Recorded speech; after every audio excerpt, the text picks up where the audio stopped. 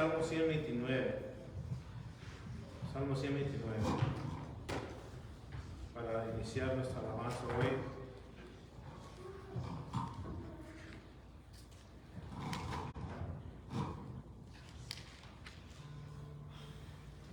Salmo 129, vamos a leer, son 8 versos en completo. Vamos a leerlo en el nombre de Jesús nuestro Señor. Dice así la palabra: mucho me han angustiado desde mi juventud. Puede decir ahora Israel: mucho me han angustiado desde mi juventud, mas no prevalecieron contra mí.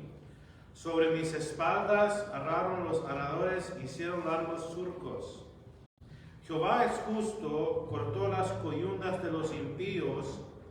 Serán avergonzados y vueltos atrás todos los que aborrecen a Sión.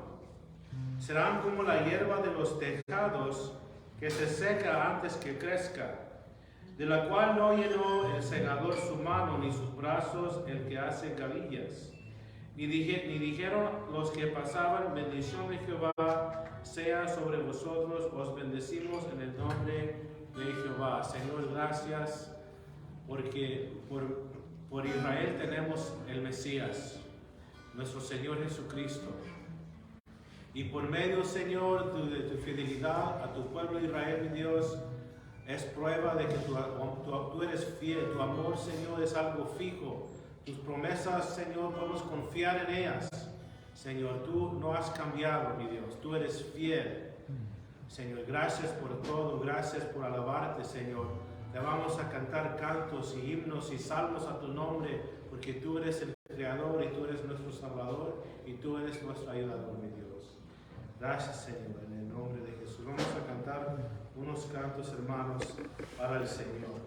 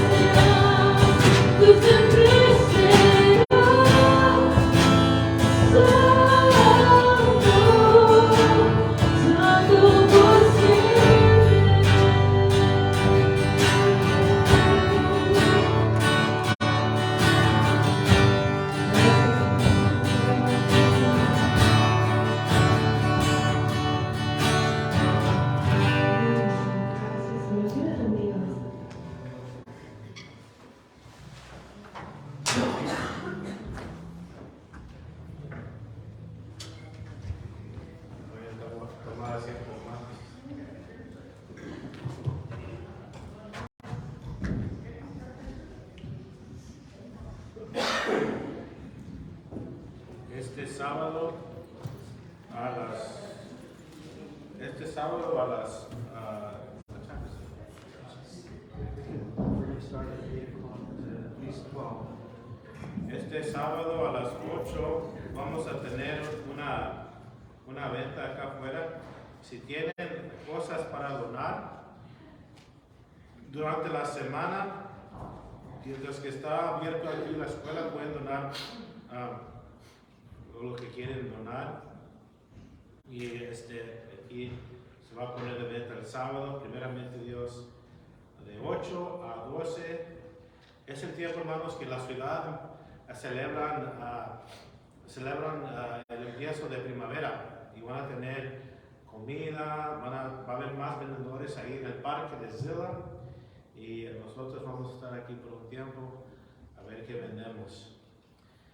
Muy bien, hermanos, vamos a abrir las escrituras a San Mateo, capítulo 24.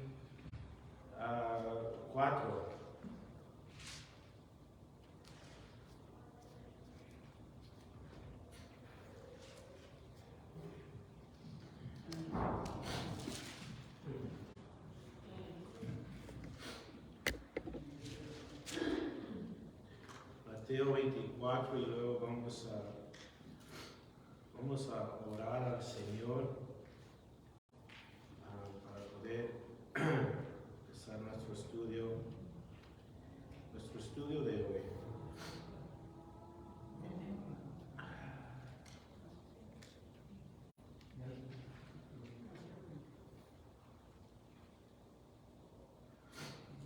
Vamos a orar. Señor, gracias por tu palabra hoy en esta tarde, mi Dios. Es viva y eficaz, mi Dios santo. Tu palabra alumbra nuestro caminar, mi Dios, nuestro camino, para que no tropecemos, mi Dios santo. Señor, yo pido, Señor, de nuevo, la bendición del Espíritu Santo hoy en esta tarde, para que pueda dar entendimiento en las Escrituras, para que podamos, Señor, ser reafirmados, que quién somos y cuál es nuestro trabajo aquí, para dónde vamos. Vamos, Señor, hasta la patria celestial, terminando la carrera de la fe. Señor, gracias por todo, en el nombre precioso de nuestro Señor Jesucristo. Amén. Nuestro Señor Jesucristo aquí da una enseñanza a sus seguidores, más bien a sus discípulos, que después fueron apóstoles, de la destrucción del templo y qué implica después de eso. Recuerda, hermanos, que el templo era una maravilla en el mundo antiguo. Era, hermanos, el centro de la adoración de los judíos y tenían bastante respeto, reverencia hacia el templo. Y fue destruido, el primer templo que edificó el rey Salomón fue destruido. ¿Por causa de qué? De rebelión y desobediencia. Y Dios permitió a los enemigos de Israel a venir a destruir el templo. Después Dios abrió la puerta para que los judíos pudieran regresar a Judea, a Jerusalén, a edificar sus muros y a reedificar el templo en los tiempos de Esdras. Después, hermanos, Herodes, cuando él era el rey en Judea, en los días cuando nació nuestro Señor Jesucristo, él lo hizo muy grande y empezó a adornar el templo con oro y con mármol y piedras preciosas. Y era una maravilla grande, hermanos, maravilla grande. Y cuando el sol alumbraba durante el día en el templo, pensaban que había nieve porque tenían piedras blancas de mármol. El techo era de oro y el sol se reflejaba su luz del oro y era una maravilla grande. Pero recuerda qué sucedió ahí, hermanos. Era una cueva, un lugar de ladrones. Lo que hicieron era casa, debería de ser casa de oración para todo pueblo, pero empezaron los sacerdotes y los escribas, los religiosos empezaron a abusar de la gente, empezaron a robar a la gente y era una cueva de ladrones. Y el Señor 2 veces durante su ministerio tuvo que limpiar el templo de esa gente que no estaban sirviendo a Dios. Ahora el Señor va a decir a sus discípulos, que eran judíos, crecieron con la mentalidad que el templo es importante y es precioso. El Señor les va a decir que va a ser destruido.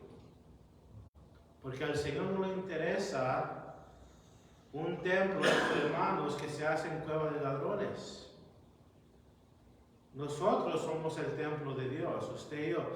No me malentiendes, si vamos a respetar el lugar donde se lee la Biblia, donde se enseña la Biblia y se alaba a Dios y pidemos en oración a Dios. Vamos a respetarlo. Aquí es un lugar de orden, debe ser un lugar de orden, debe haber respeto aquí. Pero últimamente, hermanos, nosotros somos la iglesia del Señor.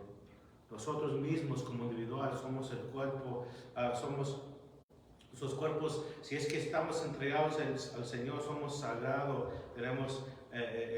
somos el templo del Espíritu Santo, el Espíritu de Dios mora en nosotros. Entonces, el Señor está para salir y para terminar la obra de la cruz, para terminar la obra de redención. Él está ahí, va saliendo del templo. Como sabemos, vamos a leer aquí en Mateo 24:1, dice, cuando Jesús salió del templo. En el griego, hermanos, se lee de esta manera, saliendo para no regresar. Saliendo para no regresar. No dice que salió para volver a entrar, no, salió ya.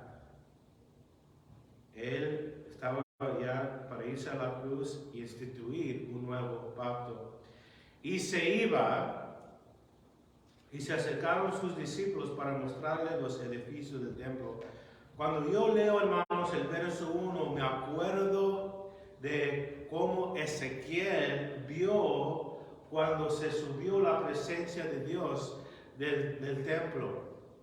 Si leen el libro de Ezequiel, Ezequiel miró cuando la presencia de Dios se fue del templo, porque mientras que iban al templo, al mismo tiempo estaban adorando a otros dioses, estaban adorando a ídolos. Y aquí para mí es similar, aquí el Señor ya, como habían rechazado a Él, ellos rechazaron a Él salió para no regresar. Verso 2. Respondiendo, Él les dijo, ¿veis todo esto? De cierto os digo que no quedará aquí piedra sobre piedra que no sea derribada. Esas piedras, hermanas, eran muy grandes, muy lujosas y muy fijos en su lugar. Pero el Señor declara que iban a ser movidos, iban a ser destruidos. ¿Y cómo y cuándo sucedió eso? Hermanos, en el año 70, antes de que los romanos llegaron para destruir el templo, los judíos se estaban rebelando en contra de Roma. Y ellos pensaban que Jerusalén era muy fuerte con sus muros y sí podían aguantar el ejército de Roma cuando llegaban y cerraban toda la ciudad y nadie podía entrar ni salir. Ellos estaban seguros que los muros de Jerusalén y en el templo se podían esconder si llegaba un enemigo. Entonces ellos empezaron a rebelarse en contra de Roma. Al fin Roma se enfadó y mandó tropas y destruyó a Jerusalén y al templo. El general Tito quería guardar el templo porque era una maravilla en el mundo, pero un soldado borracho tiró un pedazo de leña con fuego y incendió el templo y todo el oro que estaba en el techo se derritió en medio de las piedras. Y llegó otro soldado, otro general diciendo, hay que sacar el oro, para sacar el oro vamos a tener que tumbar el templo. y se cumplió al pie de la letra como el Señor había dicho a sus discípulos. Porque no deberían de confiar, hermanos, en un ídolo. El templo se hizo un ídolo ya para los días del Señor Jesucristo. Deberían mejor de confiar en Dios mismo y estar seguro que estaban viviendo una vida que agrada a Dios. Una vida, una L, así, agradando a Dios y tratando bien al prójimo. En vez de tomar la ventaja a la gente y ser amadores de sí mismo. Y luego verso 3, él estando él sentado en los montes de los olivos. Un lugar importante, recuerda, los montes de los olivos, cuando el Señor regresa otra vez al mundo, va a pisar el monte de los olivos. Dice que se sentó. Era el lugar o la manera que iba a enseñar un rabí, se sentaba y la gente debería de esperar una gran enseñanza. Es lo que el Señor va a hacer para sus discípulos. Les va a dar una gran enseñanza. Ya les dijo de la destrucción del templo y después qué va a venir después de eso. Dice, los discípulos se le acercaron aparte, o más bien los discípulos se acercaron a él en privados, nomás los discípulos y Jesús solamente, y les va a dar esta enseñanza. Hermanos, ¿quién nos enseña? ¿Quién nos enseña de la palabra? Dios mismo nos enseña. Si usted y yo, hermanos, nos acercamos a Dios, ¿verdad? En nuestra vida privada se va a mostrar en nuestra vida pública. Así es. Si usted y yo estamos orando todos los días, estamos pasando tiempo con el Señor todos los días en privado, se va a manifestar afuera cuando estamos viviendo nuestra vida diaria. Es un punto importante, hay que aplicarlo todos los días. Tomar tiempo a solas con nuestro Señor Jesucristo. Dice, diciéndonos, dinos cuándo serán estas cosas y qué señal hablar de tu venida y al fin del siglo. Algunos miran 3 preguntas, pero si lo miramos bien parece que hay 2. Vamos a leerlo otra vez. ¿Cuándo serán estas cosas y qué señal hablar de tu venida y el fin del siglo? La venida del Señor es el fin, hermanos. Es el fin para el mundo. El mundo se va a acabar. Nosotros no vamos va a ser el empiezo, un nuevo empiezo de eternidad por nosotros. Pero el mundo se va a acabar. Si alguien no quiere creer en Dios, si alguien quiere negar la Biblia, nomás pregunta a un científico que rechaza la verdad, pero pregúntale, ¿el mundo se va a acabar? Y él va a decir, sí se va a acabar. Se está acabando el agua, se está contaminando la tierra, se está contaminando el aire, hay enfermedades en la sociedad, hay enfermedades mental y del cuerpo físico y todavía no tenemos la respuesta. La respuesta que están saliendo con que vamos a habitar otro planeta, mejor porque este planeta ya no se nos puede aguantar. Pero el mundo sí tiene fin y la Biblia dice que tiene fin. Pero el que es nacido de nuevo, el que tiene su confianza en Cristo, hermanos, vamos a morar, vamos a vivir por la eternidad con Él. Los discípulos preguntaron acerca de cosas que esperaban suceder. Les preguntaron al Señor tocante profecía y tocante del fin del mundo. Hermanos, y el Señor sí les va a dar respuesta. Quiere decir, hermanos, que Dios sí quiere que usted y yo sepamos de profecía.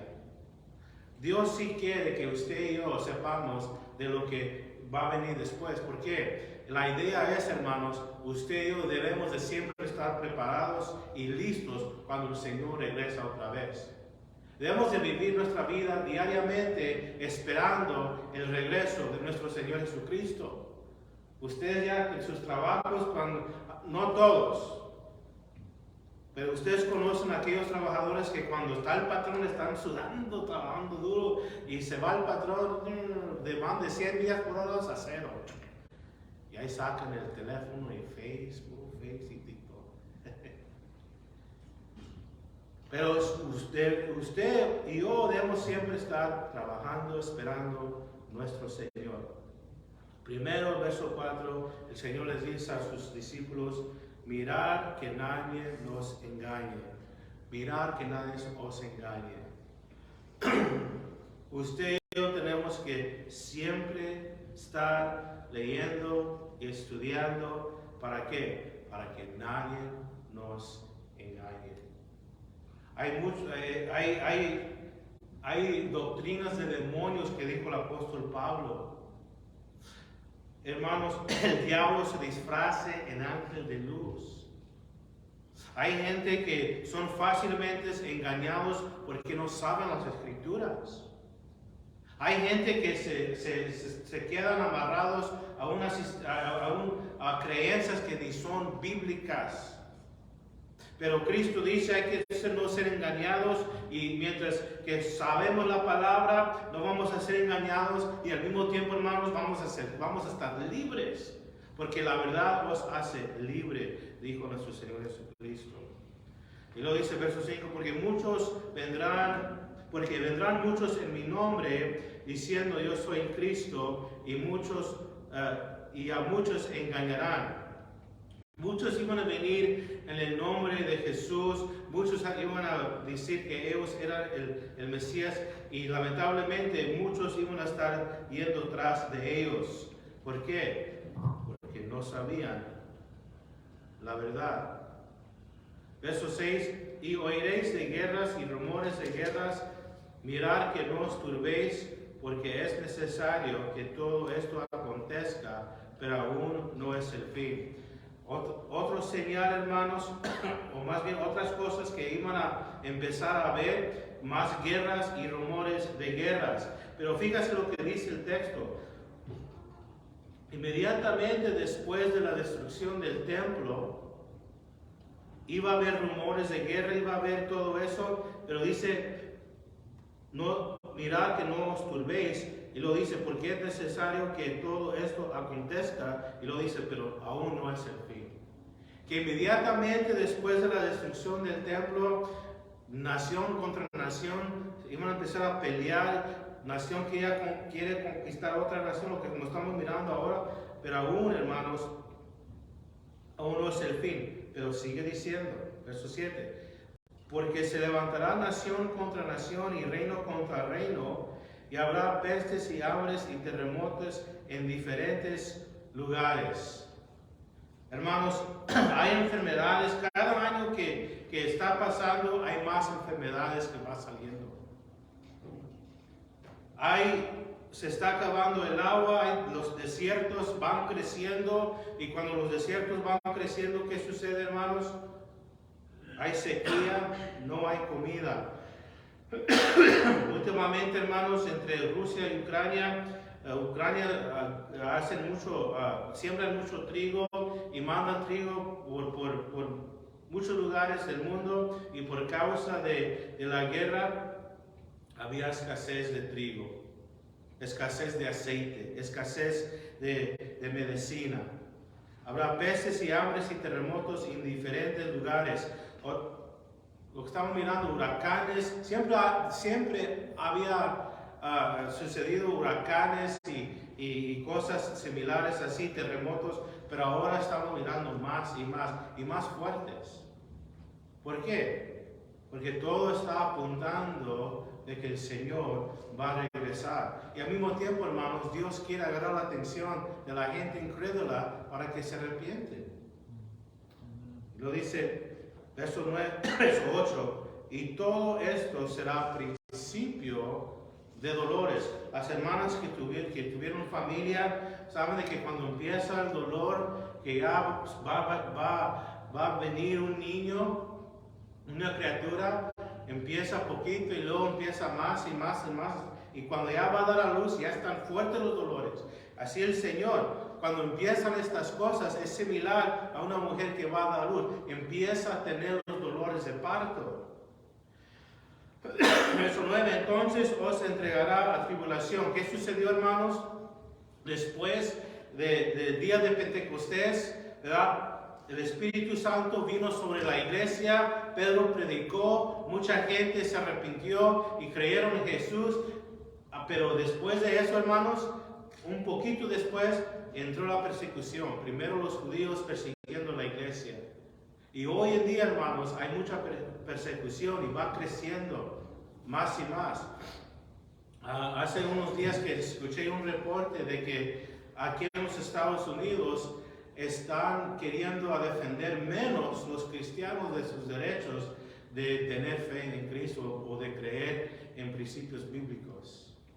Como siempre lo he dicho, hermanos, en otros lugares del mundo la persecución es diferente que aquí. Allá sí sufre uno bastante. Aquí va a haber persecución y va a haber más persecución. Y lo vamos a mirar en diferentes maneras, como ya los cristianos no teniendo los mismos derechos que los demás que no son cristianos. Entonces la persecución hacia los creyentes va a crecer y va a haber persecución. Os matarán y seréis aborrecidos de todas las gentes por causa de mi nombre. ¿Por qué el mundo no nos quiere? Porque somos cristianos, porque tenemos el nombre de Cristo. No tan solamente de tener el nombre de Cristo no es en decir yo soy cristiano y ya, no. De tener el nombre de Cristo es mucho más que eso, hermanos. Es vivir como Cristo. Es de no participar en las cosas que son del mundo. Es de no tener el mismo modo de pensar que el mundo. Es de no estar gobernados por la carne. Y para pensar diferente, para declarar que Dios es nuestro creador, para declarar que la Biblia es verdad, para declarar de que Dios instituyó el matrimonio y la familia y el orden que Dios puso es el único orden. Vamos a ser aborrecidos.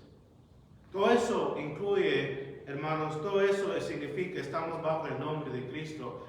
Creemos la Biblia que es la verdad, vivemos la Biblia que es la verdad, lo practicamos diariamente y el mundo no va a tener razón para aborrecerlo, simplemente que somos cristianos y estamos yendo al contra del corriente.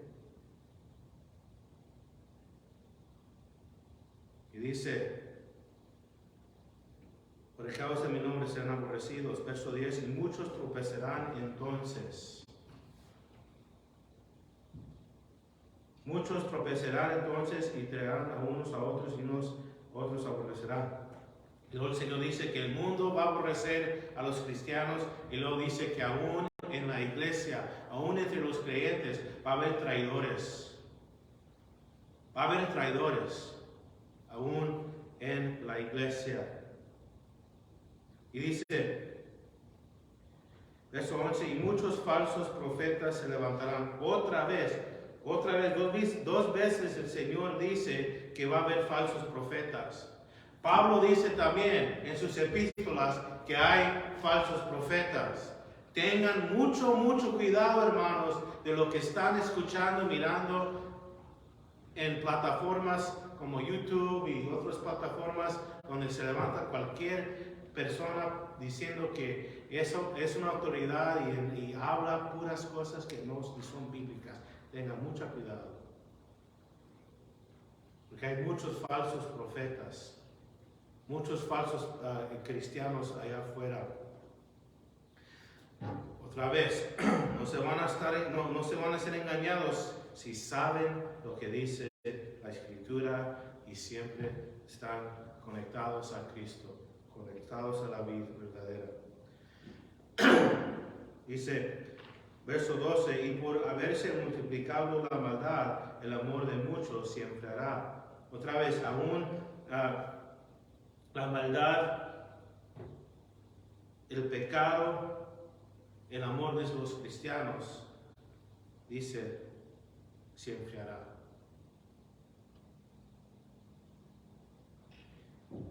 Fuimos a un evento ayer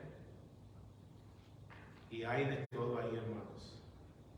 Era un evento cristiano y gracias a Dios, hermanos, era muy bonito el servicio que hicieron para la quinceañera, muy bonito. Pero se pudo ver en las parejas donde había amor y donde no había amor. Donde había amor, había comunicación, había conexión. Donde no había amor, uno para allá, otro para acá, aún para entrar, entraban, uno caminando 10 pasos enfrente y otro hacia atrás. Porque el amor se enfría. Pero el texto no, gracias a Dios que el texto, hermanos, no termine ahí.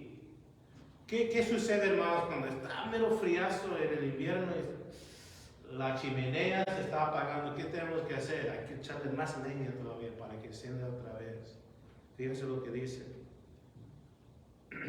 Más, verso 13, más el que persevere hasta el fin, este será salvo.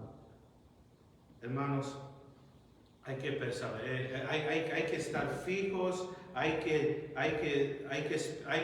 depender de Dios por nuestra fuerza para seguir fiel hasta el final. Tenemos que ser intencional, tenemos que hacer una decisión. Aún mi hermano o mi hermana me falta, yo de todos modos voy a hacer lo que agrada a Dios. Tenemos que tener esa mentalidad. Y luego, hermanos, recuerda que la obra de paciencia en nosotros, Dios lo hace. La obra, como Santiago enseña en su epístola, ¿verdad? Dios permite aflicción y lucha y prueba para hacernos más pacientes. La palabra es hupomón, cuando uno está bajo peso, con la idea de crecer los músculos y hacernos más fuertes. Hay que ser fiel hasta el final y habitar en el amor del Señor. La perseverancia, hermanos, gloria a Dios que Él obra eso en nosotros. Y en el matrimonio, cuando una persona está fallando, hay que perseverar, hay que depender de Dios por la gracia de amar a alguien fuerte, que es como es como un león en veces. Lo tenemos, hermanos, que luchar. Y Dios va, uno de los galardones, cuando yo leo la Escritura, cuando alguien quizás estaba en un difícil matrimonio, pero que mientras que está conectado a Cristo, está tomando de la fuente de agua viva, hermanos, y por Cristo lo hace. Sirve bien a su marido o su esposa, aún quizás que no lo merece, pero hace bien por el nombre de Cristo. Va a recibir galardón por ello, hermanos, porque está honrando a Dios, está honrando el hecho del matrimonio. Y también aplica en los cristianos. Hay que seguir haciendo lo bueno, hermanos. No hay que ser vencidos por lo malo, pero hay que vencer el mal con el bien. Y otra vez digo, hermanos, es por el poder de Dios en nosotros. La obra de paciencia que Dios hace en nosotros para ser fiel hasta el final. ¿Por qué? Fíjate lo que dice el último verso, la última porción de este verso. Porque si somos fieles hasta el final, este será salvo. Si permanecemos en el amor de Dios, perseverando, hermanos, aún quizás llega a tiempos en nuestras vidas donde no pensamos que no podemos confiar en nadie, pero hay que seguir fiel en el amor de Dios y produce que al fin vamos a retener la corona de la vida. Dice, este será salvo. Y luego dice verso 14, y será predicado este evangelio del reino en todo el mundo para testimonio a todas las naciones, y entonces vendrá el fin. ¿Cuándo sucederá eso, hermanos? Cuando el evangelio es predicado a todo el mundo, entonces vendrá el fin. ¿Cuándo va a suceder eso? El fin, hermanos, no es el rapto de la iglesia. El fin no es el rapto de la iglesia. Muchos tienen la idea de que cuando la última persona acepta a Cristo o escucha el evangelio, más bien, cuando la última persona escucha el evangelio, que ya es el fin del mundo. No. El rapto de la iglesia sucederá primero, y no hay profecía para llenar, no hay profecía para que se tiene que llevar a cabo todavía que el rapto sucede. El rapto puede suceder en cualquier momento. Pero recuerda en Apocalipsis, los 144,000 testigos que van por toda la tierra predicando el Evangelio. Aparte de eso, hermanos, Dios manda a los ángeles de un lado al otro predicando ¿qué? El Evangelio y avisando a los moradores de la tierra que no reciban la marca. Y después, hermanos, vendrá ¿qué? Cuando Cristo regresa otra vez al mundo. Dice, por tanto, cuando ves el lugar santo, y luego el Señor saca de las profecías del libro de Daniel. Y será predicado este evangelio del reino en todo el mundo para testimonio a todas las naciones. Entonces vendrá el fin, como lo vemos en Apocalipsis. Verso 15, por tanto, cuando ves en el lugar santo la abominación desolada que habló el profeta Daniel, el que le entiende. Daniel, hermanos, dio una profecía de que los judíos iban a reedificar un templo. Y iban a obtener permiso de alguien que iba a ser carismático, iba a tener respuesta, iba a poder dar paz para ser un templo en Israel. Hace unos 20 años atrás, 20 o más años atrás, la mayoría de los judíos no tenían interés para reedificar su templo. La mayoría de los judíos, aún es tierra de la Biblia, la tierra santa, la mayoría de ellos eran ateos. Pero poco a poco se empezó un grupo a levantar el instituto del templo y tenían muchos deseos de edificar otra vez el templo y de restituir sacrificio. Y ese grupo, hermanos, ya ha crecido bastante. Y sabe que, no sé si han leído las noticias, pero ya lograron a tener las vacas rojas para poder ofrecer para empezar el templo.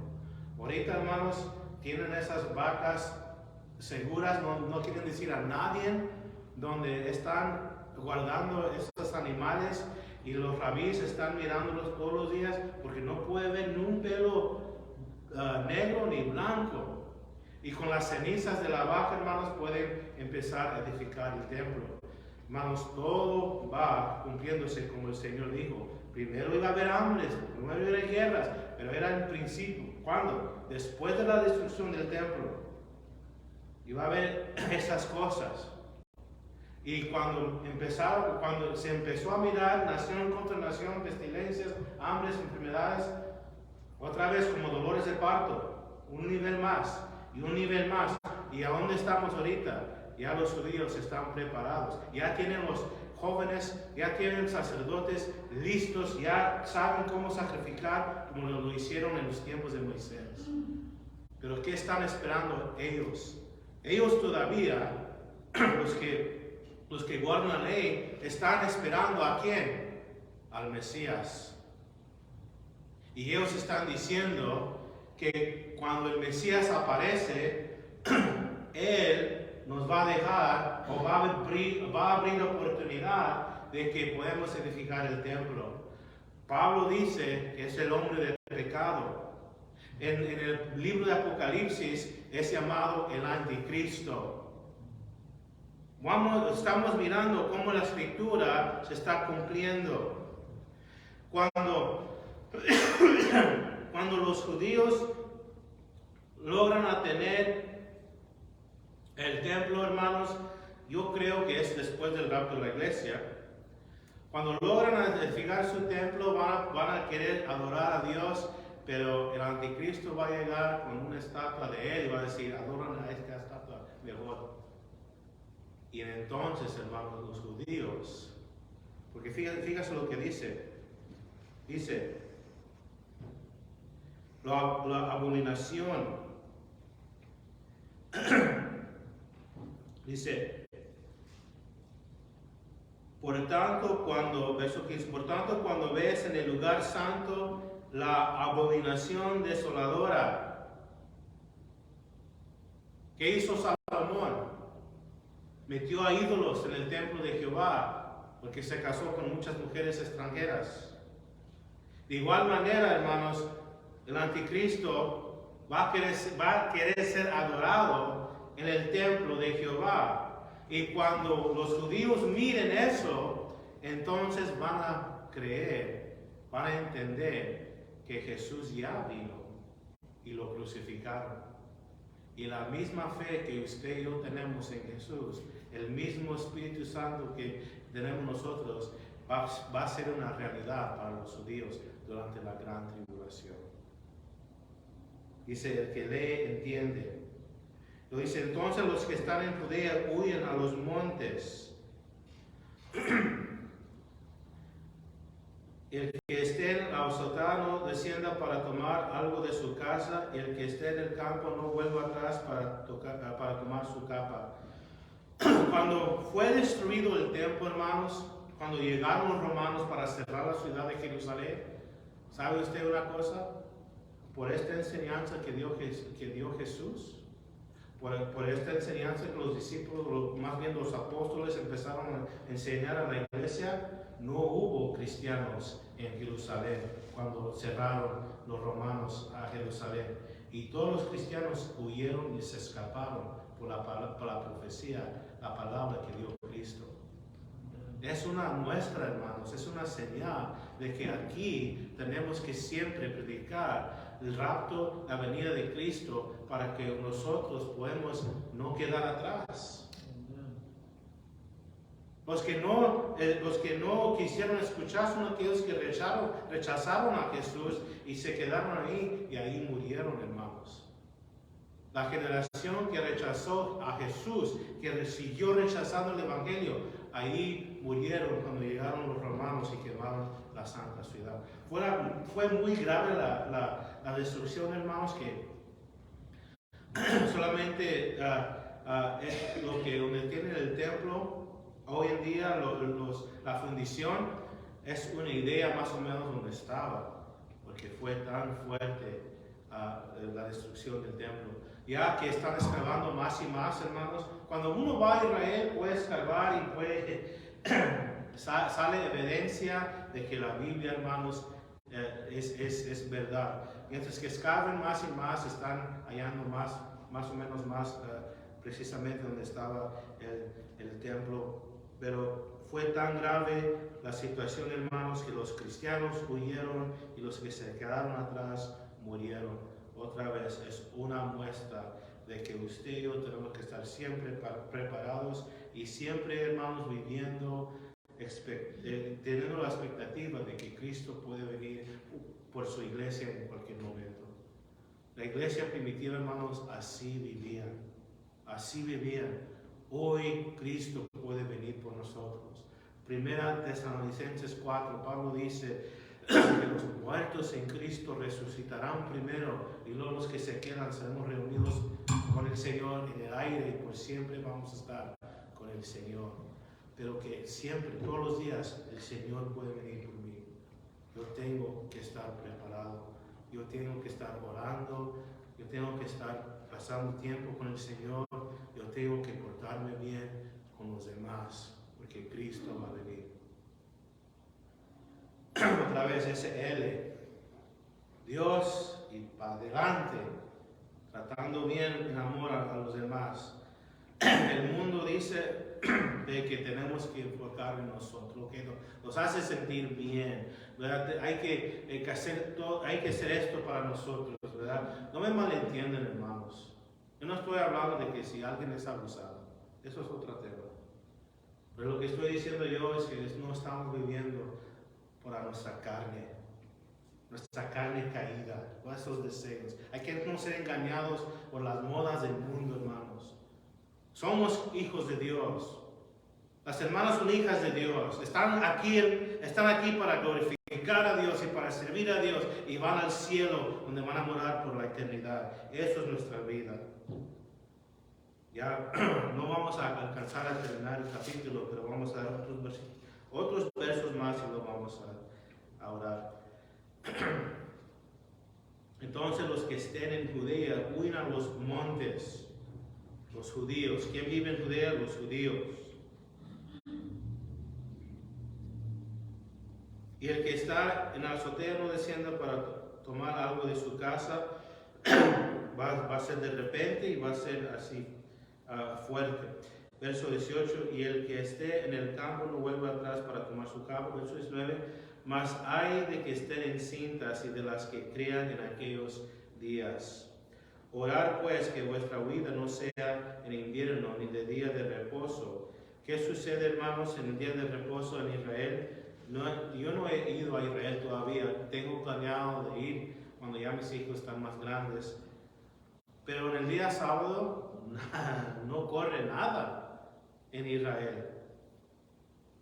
Es día de reposo. No, ni un autobús, ni un tren, no puede uno viajar para nada en el día de reposo.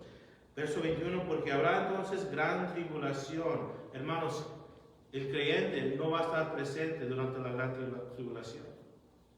El cristiano va a estar en el cielo con el Señor, esperando para que se llene lo demás, lo que se queda para el mundo que había rechazado a Jesús, y para que Dios restaure a Israel de nuevo, hermanos, como dice Pablo, van a ser restaurados completamente, todo Israel. Dice, cual no había desde el principio del mundo hasta ahora, ni habrá. Lo dice, si en aquellos días no fueran acortados, ¿qué? La gran tribulación. Si la gran tribulación no iba a ser acortado, nadie iba a sobrevivir. Nadie será salvo más por causa de los escogidos. Usted y yo sí somos escogidos, pero aquí se refiere después del rapto de la iglesia. Aquí se refiere a quién. ¿Quién se queda atrás? Los judíos. Al mismo tiempo, hermanos, va a haber mucha gente que no va a recibir la marca. Y van a ser salvos, pero van a ser perseguidos y van a morir por fe en Cristo. Por causa de los escogidos, la gran tribulación es el pueblo de Dios, por Israel. Aquellos días serán acortados. Hermanos, Dios tiene que juzgar el pecado. ¿Por qué? Porque Dios es santo. Él tiene que tratar con el pecado. Si no hay consecuencias para el pecado, entonces Dios no es justo, pero en su justicia y en su santidad va a traer un juicio grande y grave en el mundo. Por eso se dice la palabra, hoy es el tiempo, hoy es el día de ¿qué? De salvación, de que uno arregla sus cuentas con el Señor. Si uno no es salvo, que sea salvo. Si uno se ha retirado de los caminos del Señor y anda en los deseos de la carne, arrepiéntete para que seas conectado de nuevo a la viña y no seas que quedas atrás. Vamos a terminar aquí en este verso, hermanos. Gracias a Dios que podemos cubrir por lo menos los primeros 22 versos. Vamos a tomar un breve tiempo, hermanos, orando por las necesidades. Un compañero mío en mi trabajo se le murió su papá ayer. Lo bueno es, hermanos, que su papá era cristiano y lo hallaron ya muerto en su casa.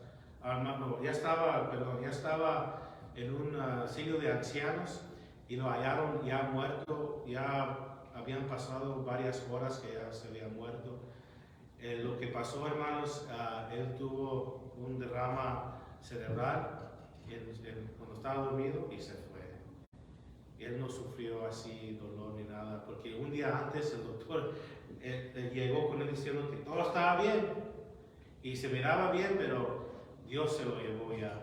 Y hay que orar por la familia. Aún no es un tiempo triste. Él vivió largos días sobre la tierra, vivió la mayormente de su vida, lo vivió sirviendo al Señor, pero al mismo tiempo duele, ¿verdad? Porque somos humanos. Vamos a orar por la familia. También vamos a estar orando, hermanos, por los jóvenes. Vamos a orar que Dios obra un milagro en los jóvenes. Les podemos dar consejo tras consejo tras consejo, podemos hablarles hasta que no podemos hablar más. Y en veces todavía no quieren escucharnos ni quieren entender. Necesitamos, hermanos, que Dios trate con ellos mediante el Espíritu Santo. Y vamos a orar por los jóvenes.